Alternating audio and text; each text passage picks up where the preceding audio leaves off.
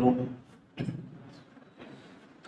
ونعوذ بالله من شرور أنفسنا ومن سيئات أعمالنا من يهده الله فلا مضل له ومن يضلل فلا هادي له وأشهد أن لا إله إلا الله وحده لا شريك له وأشهد أن محمدا عبده ورسوله أرسله بالحق بشيرا ونذيرا أما بعد فإن خير الحديث كتاب الله وخير الهدي هدي محمد صلى الله عليه وسلم فأعوذ بالله السميع العليم من الشيطان الرجيم بسم الله الرحمن الرحيم وقال قرينه هذا ما لدي عتيد ألقيا في جهنم كل كفار عنيد مناع للخير معتد مريب الذي جعل مع الله إلها آخر فألقياه في العذاب الشديد قال قرينه ربنا ما طغيته ولكن كان في ضلال بعيد قال لا تختصموا لدي وقد قدمت إليكم بالوعيد ما يبدل القول لدي وما أنا بظلام للعبيد يوم نقول لجهنم هل امتلأت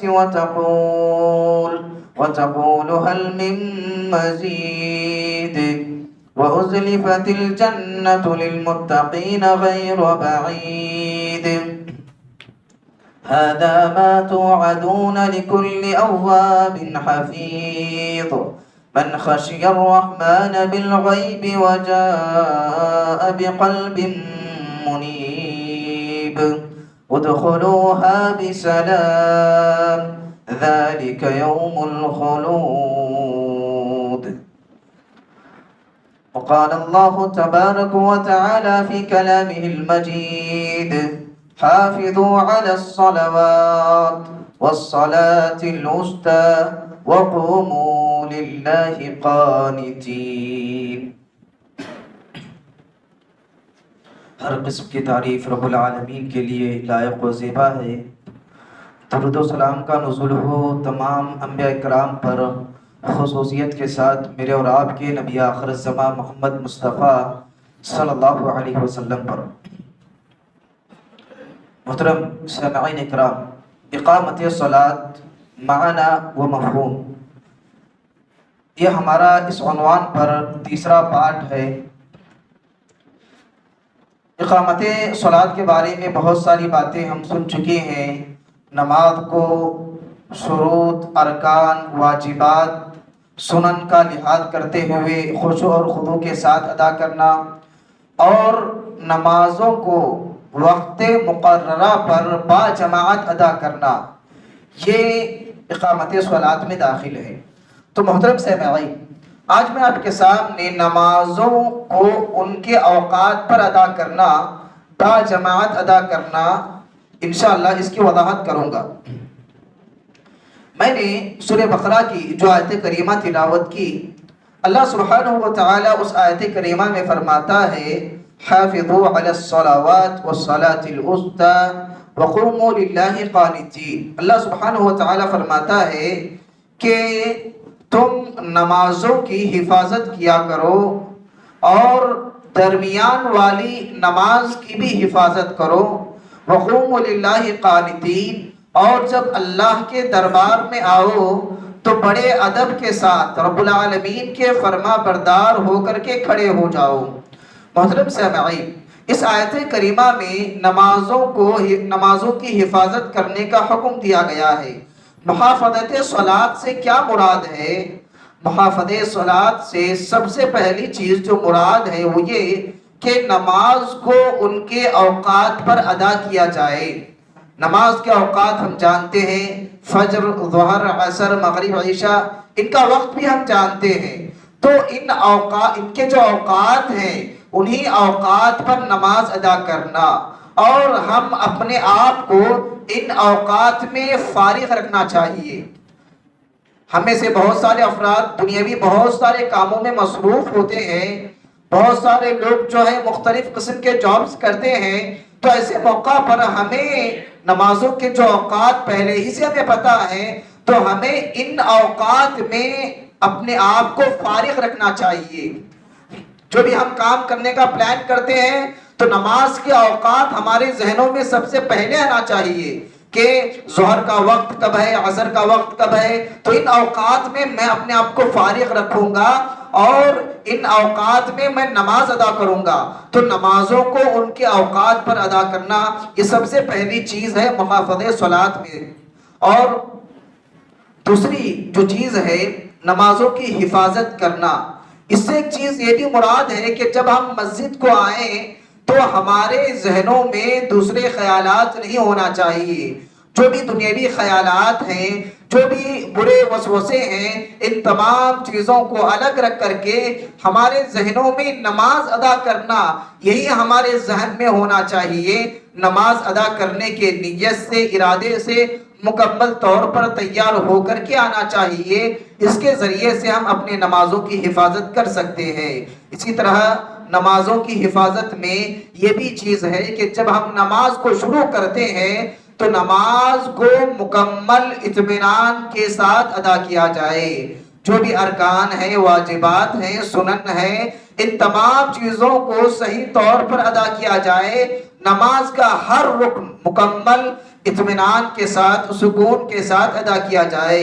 ورنہ اگر ہم نماز میں سکون و اطمینان نہیں پڑھتے، نماز سکون کے ساتھ، اطمینان کے ساتھ نماز کے ارکان، واجبات، سنن وغیرہ کو صحیح طور پر ادا نہیں کرتے تو ہمارا ذہن نماز میں نہیں رہتا، کسی اور طرف چلا جاتا ہے۔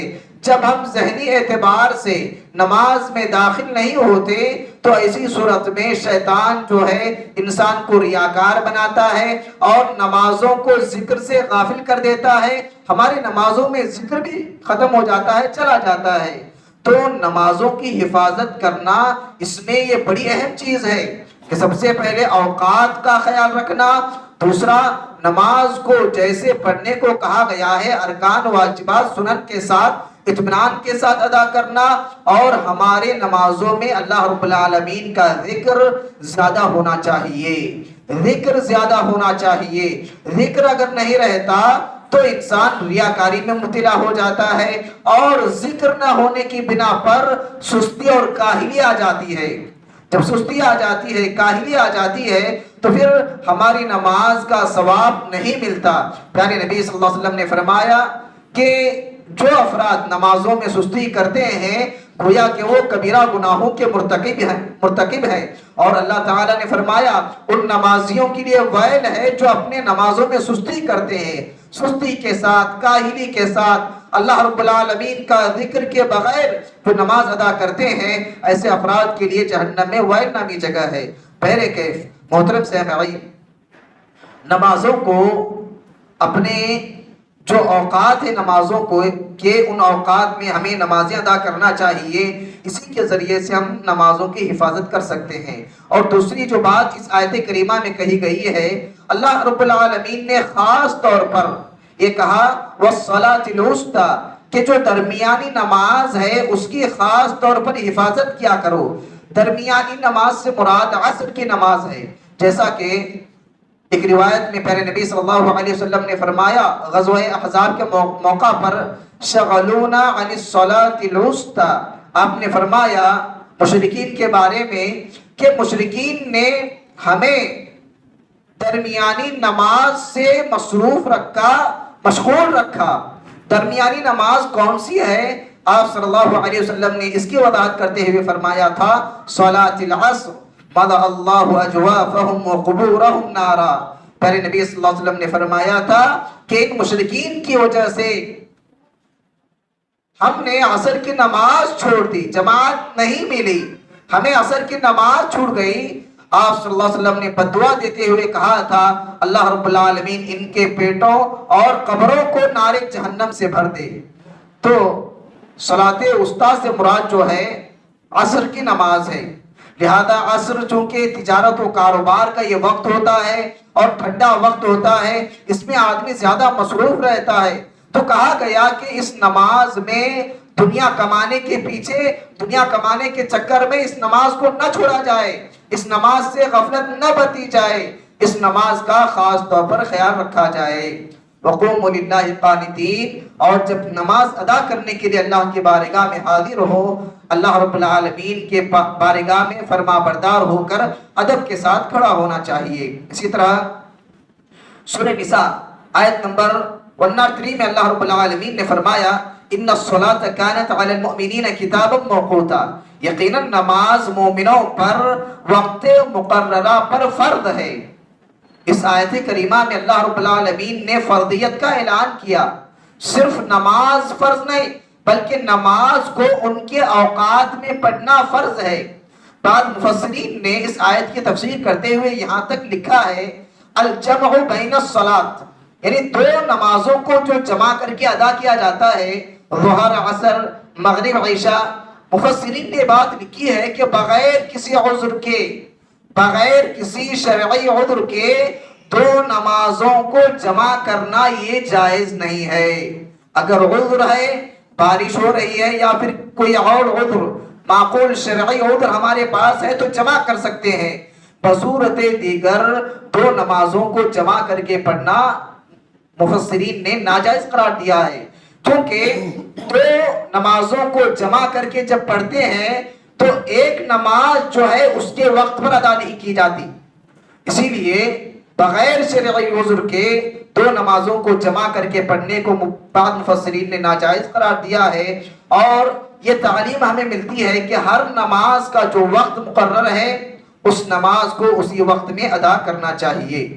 اسی طرح سورہ ہود آیت نمبر 114 میں اللہ تعالیٰ فرماتا ہے اقم الصلاة طرفی النہار وزلفا من اللیل ان الحسنات یذہبن السیئات ذلک ذکری للذاکرین۔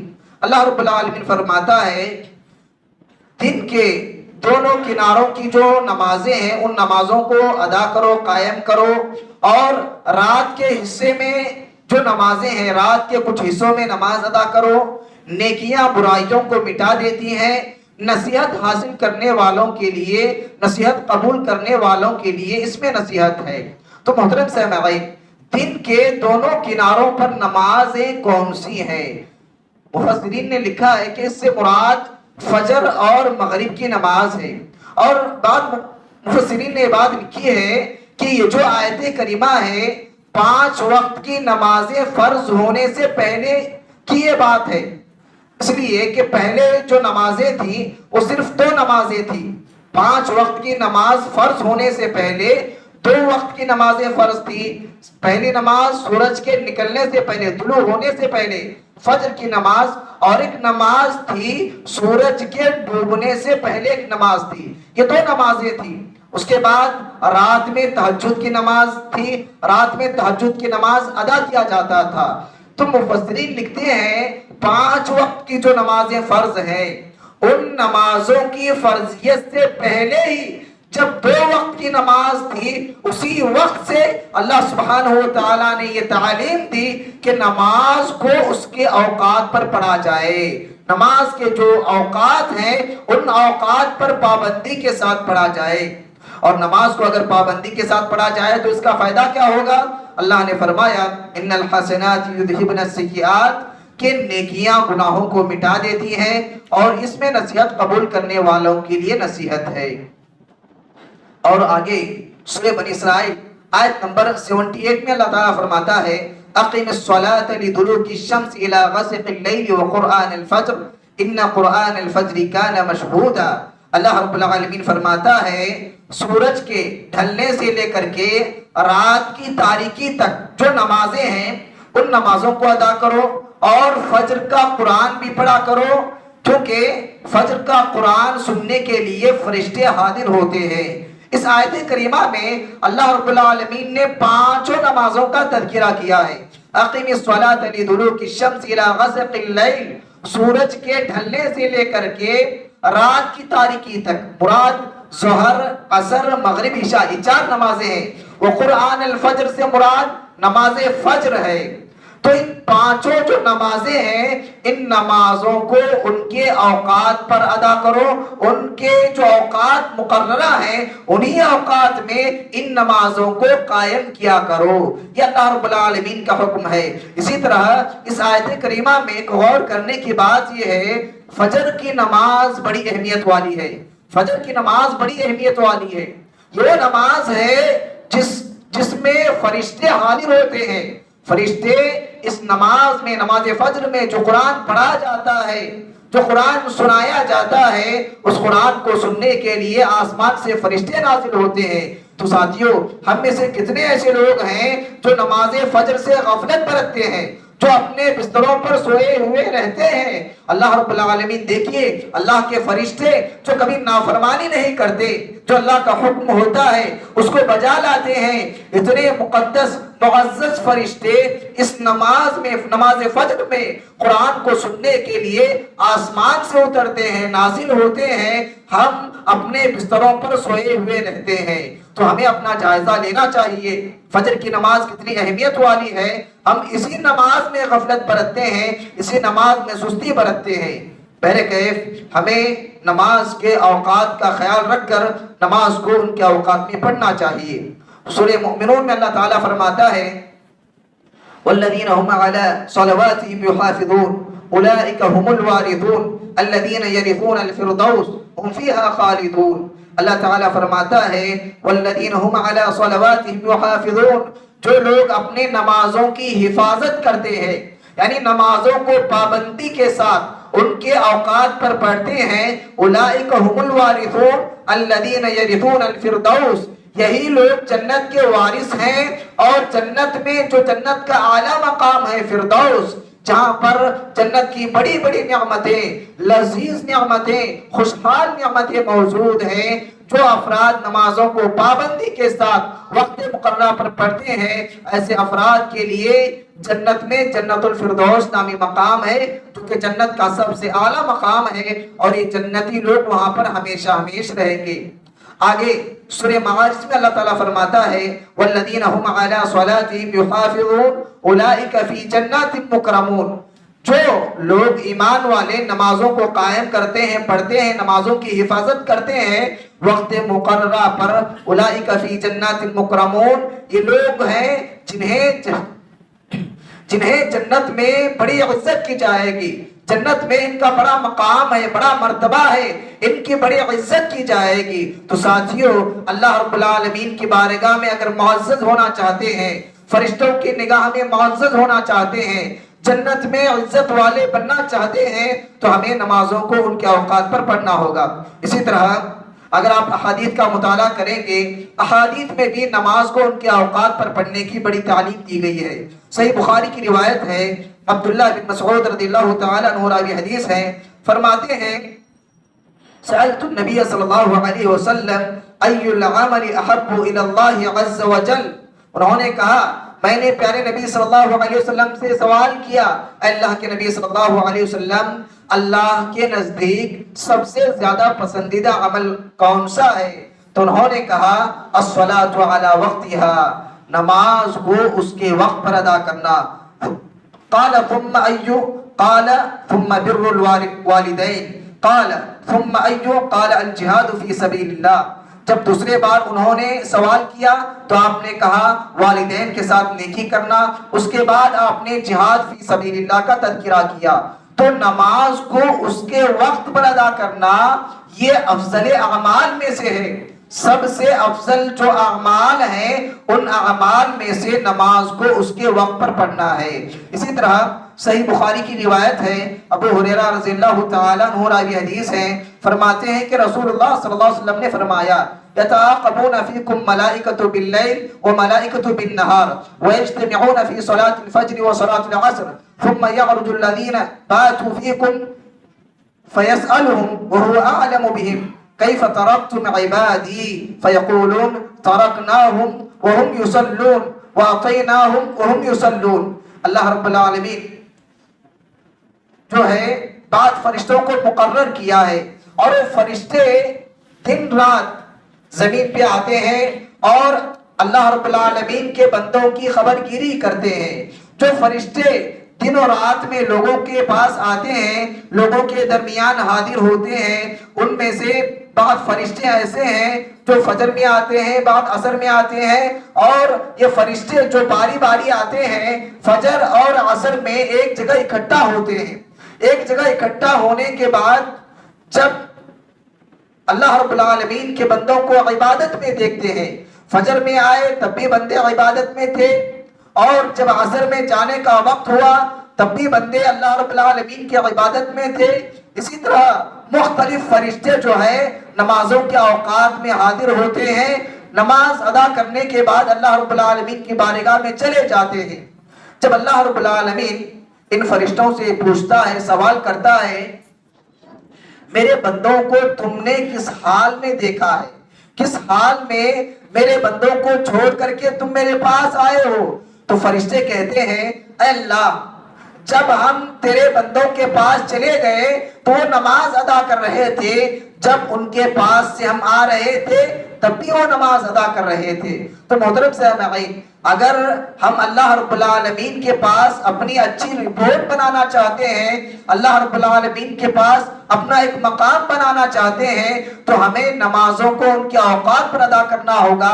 فرشتے ہمارا تذکرہ اللہ کے سامنے کرتے ہیں، اے اللہ تیرے فلاں فلاں بندے ہیں جو نمازوں کو ان کے اوقات پر ادا کرتے ہیں، ہم جب بھی تیری زمین پر جاتے ہیں یہ نماز ادا کرتے ہیں، اور جب آتے ہیں تب بھی یہ لوگ نماز میں مصروف رہتے ہیں۔ تو فرشتوں کا نزول اور فرشتوں کا آسمان پر چڑھنا یہ نمازوں کے اوقات میں ہوتا ہے، نمازوں کے ادا کرنے کے بعد ہوتا ہے، اسی لیے ہمیں نماز کو ان کے اوقات پر ادا کرنا چاہیے۔ صحیح مسلم کی ایک روایت ہے، ابو ذر رضی اللہ تعالیٰ عنہ سے پیارے نبی صلی اللہ علیہ وسلم نے کہا تھا، اے ابو ذر، تم ایسے لوگوں کے ساتھ رہا کرو جو نمازوں کو ان کے اوقات پر پڑھتے ہیں، جو نمازوں سے غافل نہیں ہوتے، نمازوں کی پابندی کرتے ہیں، نمازوں کو ان کے اوقات پر پڑھتے ہیں۔ ایسے افراد سے دوستی کرنا، ایسے لوگوں کی صحبت کو اختیار کرنا۔ اسی طرح ابو داؤد، ابن ماجہ وغیرہ کی روایت ہے، ابو قتادہ رضی اللہ تعالیٰ عنہ راوی حدیث ہیں، فرماتے ہیں کہ پیارے نبی صلی اللہ علیہ وسلم نے فرمایا، اللہ رب العالمین نے مجھے یہ بتلایا ہے کہ جو بندے نمازوں کی حفاظت کرتے ہیں، نمازوں کو ان کے اوقات پر پڑھتے ہیں، میرا ان سے ایک وعدہ ہے، ایک عہد ہے جو دوسرے لوگوں سے نہیں ہے۔ پہلے نبی صلی اللہ علیہ وسلم نے فرمایا، من حافظ علیہن لوقتہن، رب العالمین فرماتا ہے، من حافظ علیہن لوقتہن ادخلتہ الجنہ، کہ جو افراد نمازوں کو ان کے اوقات پر پڑھتے ہیں، نمازوں کی حفاظت کرتے ہیں، تو اللہ رب العالمین کا یہ وعدہ ہے، یہ عہد ہے کہ میں ان کو جنت میں داخل کروں گا۔ اور اللہ تعالیٰ فرماتا ہے، جو لوگ نمازوں کو ان کے اوقات پر نہیں ادا کرتے، نہیں پڑھتے، ان کا اور میرے درمیان کوئی وعدہ نہیں، کوئی عہد نہیں، یعنی جو افراد وقت مقررہ پر پڑھتے ہیں میں ان کو جنت میں داخل کروں گا، یہ میرا وعدہ ہے۔ اور اللہ رب العالمین اپنے وعدے کو پورا کرتا ہے، اللہ تعالیٰ اپنے وعدے میں سچا ہے۔ تو اللہ رب العالمین کا یہ وعدہ ہے نمازیوں کے لیے جو وقت مقررہ پر پڑھتے ہیں لیکن جو نمازوں کے پابند نہیں، اللہ رب العالمین فرماتا ہے ان سے میرا کوئی واسطہ نہیں۔ محترم سامعین، تو ان تمام آیات اور احادیث سے ہمیں یہ بات معلوم ہوتی ہے، نمازوں کو ہمیں ان کے اوقات پر ادا کرنا چاہیے، وقت مقررہ پر۔ جن نمازوں کو پہلے وقت میں پڑھنا ہے ان کو پہلے وقت میں ادا کرنا چاہیے۔ فجر، ظہر، عصر، مغرب، یہ وہ نمازیں ہیں جن کا اول وقت میں پڑھنا زیادہ ثواب کا باعث ہے۔ ہمیں ان نمازوں کو اول وقت ہی میں پڑھنا چاہیے۔ اور عشاء کی نماز ایسی ہے جس کے بارے میں پیارے نبی صلی اللہ علیہ وسلم نے فرمایا کہ عشاء کی نماز تاخیر سے پڑھنا یہ زیادہ افضل کا باعث ہے۔ تو عشاء کی نماز ہمیں کچھ تاخیر سے پڑھنا چاہیے، بقیہ ساری نمازیں اول وقت میں پڑھنا یہ زیادہ فضیلت کا باعث ہے۔ اسی طرح اقامت صلاۃ میں نماز کو با جماعت ادا کرنا یہ بھی داخل ہے۔ نماز کو جماعت کے ساتھ ادا کرنا یہ اتنا اہم ہے، پیارے نبی صلی اللہ علیہ وسلم نے فرمایا، سنن ابن ماجہ کی روایت ہے، آپ نے فرمایا اثنان فما فوقہما جماعہ، دو افراد بھی اگر آ جائیں تب بھی جماعت لازم ہے، دو افراد بھی ہوں تب بھی دونوں افراد مل کر کے جماعت بنا کر نماز پڑھیں گے، الگ الگ پڑھنا یہ صحیح نہیں ہے۔ اللہ کے نبی صلی اللہ علیہ وسلم نے ایسے وقت میں بھی جماعت بنانے کی تاکید کی ہے۔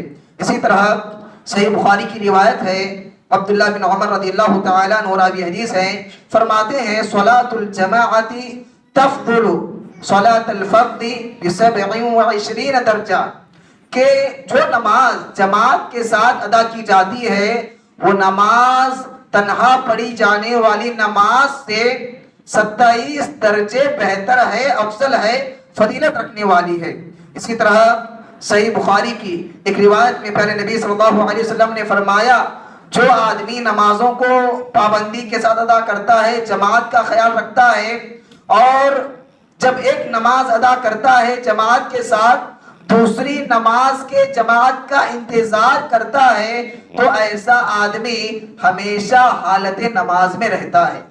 یعنی فجر میں آدمی جماعت کے ساتھ نماز ادا کر لیا، اب فجر کے بعد اپنے کاموں کے اندر مصروف ہو گیا، مصروف ہونے کے بعد پھر ظہر کی نماز کے انتظار میں ہے، ظہر کا وقت ہوتا ہے، ظہر کی نماز آ کر کے با جماعت ادا کرتا ہے، تو ظہر اور فجر کے درمیان کا جو وقفہ ہے وہ آدمی اس وقفے میں بھی نماز کی حالت میں رہتا ہے، اور اس وقفے میں اگر وہ مر گیا، انتقال ہو گیا، تو گویا کہ وہ حالت نماز میں اس کا انتقال ہو گیا، حالت نماز میں رہنے کا اسے ثواب ملے گا، اجر ملے گا۔ تو یہ فضیلت کس پر ہے؟ جماعت کی پابندی کرنے پر ہے۔ جماعت کی پابندی کے ساتھ اگر کوئی نماز ادا کرتا ہے، دوسری نماز کے آنے تک بھی اسے نماز کی حالت میں رہنے کا ثواب ملتا ہے۔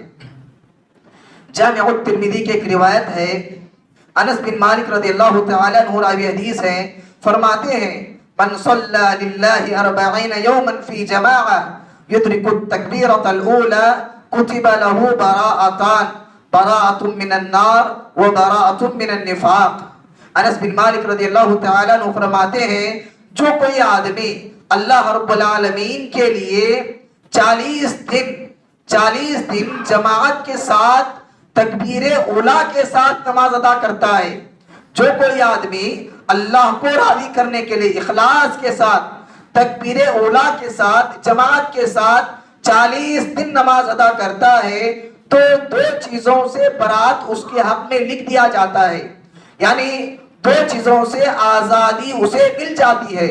دو چیزیں کیا ہیں؟ ایک تو اللہ تعالیٰ جہنم سے اسے آزاد کر دیتا ہے، جہنم کی سزا اسے نہیں ملتی، جہنم سے اللہ تعالیٰ بچا لیتا ہے۔ اسی طرح وہ آدمی نفاق سے بچا لیا جاتا ہے، نفاق سے بچا لیا جاتا ہے۔ اس آدمی کے دل میں لوگوں کا ڈر باقی نہیں رہتا، اللہ کا ڈر آ جاتا ہے، اللہ کا خوف آ جاتا ہے۔ منافقین کے جو اوصاف ہیں وہ صفتیں اس کے اندر داخل نہیں ہوتی۔ تو ساتھیوں، یہ بڑی فضیلت ہے، 40 دن تکبیر اولا کے ساتھ جماعت کے ساتھ نماز ادا کریں گے تو اس فضیلت کے مستحق ہم بن جائیں گے۔ پیارے نبی صلی اللہ علیہ وسلم نے کہا، لہذا ہمیں ضرورت ہے تکبیر اولا کے ساتھ نماز ادا کرنے کی، اور اس کے ذریعے سے جہنم سے آزادی ملے گی، نفاق سے آزادی ملے گی، اتنی بڑی بشارت ہے۔ اسی طرح صحیح مسلم کی روایت ہے، عبداللہ بن مسعود رضی اللہ تعالیٰ عنہ ایک مرتبہ صحابہ اکرام کی جماعت کو بڑے غصے کے ساتھ کہہ رہے تھے۔ عبداللہ بن مسعود رضی اللہ تعالیٰ عنہ مخاطب ہو کر صحابہ اکرام سے کہہ رہے تھے کہ دیکھو، تم بغیر کسی عذر کے مسجدوں کو چھوڑ کر کے گھروں میں نماز ادا کرنے لگو گے تو نبی کی سنت چھوڑنے والے بن جاؤ گے۔ کوئی بھی عذر نہیں، اگر عذر ہے، آدمی بیمار ہے یا کوئی اور عذر ہے تو گھر میں نماز ادا کر سکتا ہے، لیکن بغیر کسی عذر کے مسجدوں کو چھوڑ کر کے گھروں میں نماز پڑھتا ہے تو یہ مناسب نہیں ہے۔ عبداللہ بن مسعود رضی اللہ تعالیٰ عنہ فرماتے ہیں جب تم ایسا عمل کرنے لگو گے، نبی کی سنت چھوڑنے والے بن جاؤ گے، جب نبی کی سنت چھوڑنے والے بن جاؤ گے تو تمہیں گمراہی سے کوئی بچا نہیں سکتا، تم گمراہ ہو جاؤ گے، رائے حق سے بھٹک جاؤ گے۔ تو محترم سامعین، عبداللہ بن مسعود رضی اللہ تعالیٰ عنہ کے اس قول سے ہمیں یہ بات معلوم ہوتی ہے کہ جماعت کی پابندی کرنا ایک اتنا بڑا عمل ہے۔ آدمی اگر بغیر عذر کے جماعت چھوڑنے والا بن جاتا ہے تو پھر اسے سنتوں سے نفرت پیدا ہو جاتی ہے، وہ سنتوں کو چھوڑنے والا بن جاتا ہے۔ جب سنتوں کا وہ پابند نہیں رہتا تو پھر وہ آدمی گمراہی کے راستے پر چلا جاتا ہے۔ بہرکیف ہمیں جماعتوں کی پابندی کرنا چاہیے، نمازوں کے جو اوقات ہیں ان اوقات کے ساتھ با جماعت نماز ادا کرنا چاہیے، تبھی جا کر ہم یہ کہنے کا حق رکھتے ہیں میں نے نماز کو قائم کیا، میں نے نماز کو قائم کیا۔ یہ جو نماز قائم کرنے کا مفہوم جو میں نے بتایا ہے، ان تمام چیزوں کا لحاظ کرنا لازم ہے، ضروری ہے۔ تو ہمیں یہ خیال ہونا چاہیے، یہ خیال رکھنا چاہیے، ہمیشہ تیار رہنا چاہیے کہ میں ہر نماز پہلی جماعت کے ساتھ تکبیر اولیٰ کے ساتھ ادا کروں گا۔ ہاں انسان ہے، کبھی کوئی کام آ جاتا ہے، کوئی مصروفیت ہو جاتی ہے تو یہ اللہ تعالیٰ اس پر مواخذہ نہیں کرے گا، لیکن انسان اپنا ہمیشگی والا جو عمل ہے وہ کیا ہونا چاہیے؟ نماز کو جماعت اولیٰ کے ساتھ پڑھنا۔ محترم سامعین، لیکن آخری بات میں ذکر کر کے اپنی بات ختم کرتا ہوں، وہ یہ کہ ہم دیکھتے ہیں کہ جماعت اولیٰ ہونے کے بعد بعض مساجد میں دوسری جماعت کا انعقاد کیا جاتا ہے، دوسری جماعت بنا کر کے نماز پڑھا جاتا ہے۔ اس کا شریعت میں کیا حکم ہے؟ سب سے پہلی بات، دو چیزیں اس میں محدثین نے بتائی ہے، اہل علم نے بتایا ہے۔ سب سے پہلی چیز یہ کہ اگر کسی مسجد میں باقاعدہ اعلان کیا جاتا ہو پہلی جماعت جو ہے فلاں وقت پر ہوگی، دوسری جماعت 20 منٹ کے بعد 25 منٹ کے بعد دوسری جماعت قائم ہوگی، اگر کسی مسجد میں ایسا اعلان کیا جاتا ہے، اعلان کے ساتھ دو جماعتیں بنانے کا اہتمام کیا جاتا ہے، تو ایسی صورت میں ناجائز ہے، بدعت ہے، اس پر تمام اہل علم کا اتفاق ہے۔ دوسری چیز یہ کہ پہلی جماعت ہو رہی ہے، بسا اوقات لوگ جو ہے مصروفیت میں کچھ تاخیر ہو جاتی ہے، کام میں مصروف ہونے کی بنا پر یا کوئی اور ضروری عذر کی بنا پر جماعت سے اگر تاخیر ہو جاتی ہے تو ایسی صورت میں تنہا پڑھنے سے بہتر ہے کہ جماعت کے ساتھ نماز ادا کیا جائے۔ ایسی صورت میں دوسری جماعت بنا کر کے نماز ادا کرنا یہ جائز ہے، البتہ اعلان ہو پہلی جماعت اس وقت میں ہوگی، دوسری جماعت فلاں وقت میں ہوگی، اس طور پر کرنا یہ جائز نہیں۔ آپ جماعت کے پابند ہیں، جماعت کے ساتھ نماز ادا کر رہے ہیں، آپ کا ہمیشہ کا طریقہ یہی ہے، پہلے جماعت کے آپ پابند ہیں، لیکن کبھی کبھار آپ سے تاخیر ہو گئی تو اکیلے پڑھنے سے بہتر یہ ہے کہ جماعت بنا کر کے نماز ادا کی جائے۔ اسی لیے پیارے نبی صلی اللہ علیہ وسلم نے فرمایا تم جب دو افراد ہو تب بھی اکیلے نماز نہ پڑھو، بلکہ دونوں مل کر کے جماعت بنا کر کے نماز ادا کرو۔ بہرکیف ہمیں جماعت کا خاص طور پر اہتمام کرنا چاہیے۔ جماعت کے ساتھ وقت مقررہ پر ادا کرنے کے بہت سارے فائدے ہیں، اس کی بہت ساری فضیلتیں ہیں۔ چونکہ وقت ختم ہو گیا ہے، انشاءاللہ اس کا جو اگلا عنوان ہے، اگلا جو موضوع ہے، نماز کو اوقات مقررہ پر پڑھنے کے کیا فائدے ہیں، یعنی ہمیں زندگی میں کیا بدلاؤ آتا ہے، کیا چینجنگ آتا ہے، اور نمازوں کو اوقات پر پڑھنے سے کس طرح کا سکون ہم اپنی زندگی میں محسوس کرتے ہیں۔ انشاءاللہ میں ان تمام چیزوں کی وضاحت جو ہے اگلے جمعات میں سے کسی جمعہ میں انشاءاللہ اس کی وضاحت کروں گا۔ رب العالمین سے میں دعا کرتا ہوں اللہ سبحانہ و تعالی ہمیں نمازوں کو ان کے اوقات پر پڑھنے کی توفیق عطا فرمائے۔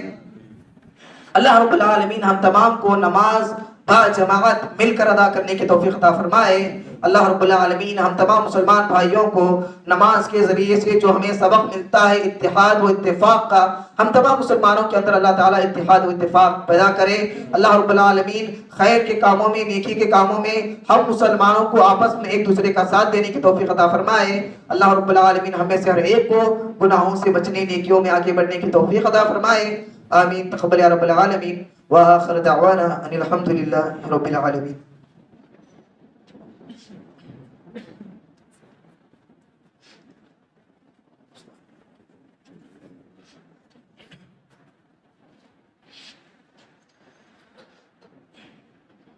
نحمده ونستعينه ونستغفره ونعوذ بالله من شرور أنفسنا ومن سيئات أعمالنا، من يهده الله فلا مضل له ومن يضلل فلا هادي له، وأشهد أن لا إله إلا الله وحده لا شريك له، وأشهد أن محمدا عبده ورسوله أرسله بالحق بشيرا ونذيرا. أما بعد، فإن خير الحديث كتاب الله، وخير الهدي هدي محمد صلى الله عليه وسلم. فأعوذ بالله السميع العليم من الشيطان الرجيم. بسم الله الرحمن الرحيم. إن الله وملائكته يصلون على النبي يا أيها الذين آمنوا صلوا عليه وسلموا تسليما. اللهم صل على محمد وعلى آل محمد كما صليت على إبراهيم وعلى آل إبراهيم إنك حميد مجيد. اللهم بارك على محمد وعلى آل محمد كما باركت على إبراهيم وعلى آل إبراهيم إنك حميد مجيد. عباد الله رحمني ورحمكم الله، إن الله يأمركم بالعدل والإحسان وإيتاء ذي القربى وينهى عن الفحشاء والمنكر والبغي يعظكم لعلكم تذكرون. واذكروا الله يذكركم وادعوه يستجب لكم، ولذكر الله تعالى وأولى وجل وأتم وأكبر.